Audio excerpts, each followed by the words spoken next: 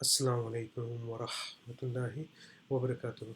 Okay, guys, this is concerning the cloaking devices being deployed and used above our atmosphere to cloak the celestial bodies that have come in with the Najm al-Thaqib star system.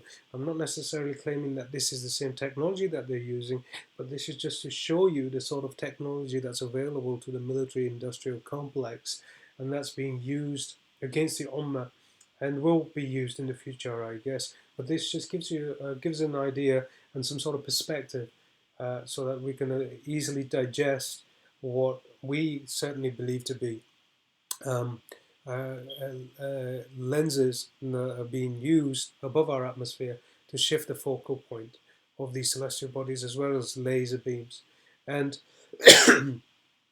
um, particulates, strontium, barium, and aluminum that's been sprayed into our atmosphere using chemtrailing, which is geoengineering.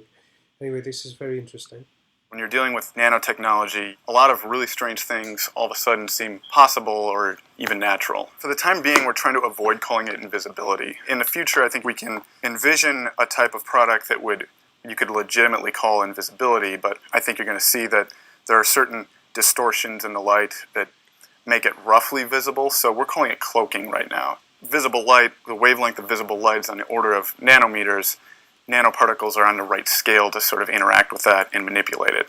In principle, it's actually possible to get an object that will guide light around itself.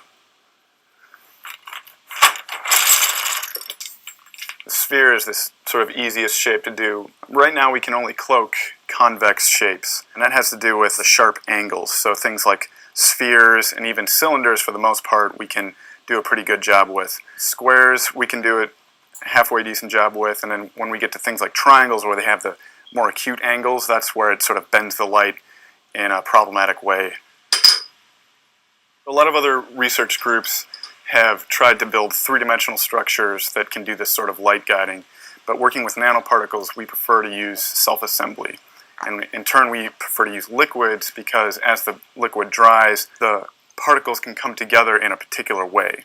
So by controlling the structure of the particles, we can control how they come together. Go ahead.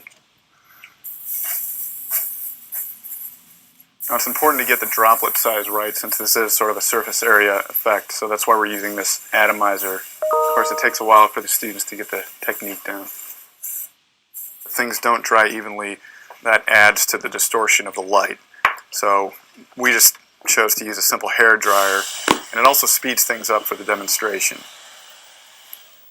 So what future uses do we envision for this paint? I mean, of course, beyond the general novelty of being able to move about undetected, I think there are going to be a lot of applications for this. So, of course, the military is very involved. Invisible buildings and invisible vehicles. We provide new ideas, and it's society that decides, how new technologies will be used. Because, of course, we envision this being used on the skin. We want everything to be safe. If this stuff gets onto the wrong hands, reverse engineered by people who wish to do harm. I mean, it sounds like a movie or something, but that's the kind of thing I think that keeps me up at night a little bit. Well, basically, the words would be too great to say teleport. Well, there you go. So, I mean, there's many advances they're making. Again, I'm not trying to kind of instill any type of fear or of battle into the hearts and minds of mashallah ulama ikram. But these are the kind of advances that they're making, and the military-industrial complex. So there's no, I mean, it's not then. When you juxtapose it against this, it's not difficult to believe that they'll have these sort of cloaking devices launched above our atmosphere in order to occlude these celestial bodies. And Allah subhanahu wa ta'ala knows best. Jazakallahu khairan wa sallallahu jazakum wa rahmatullahi wa barakatuh.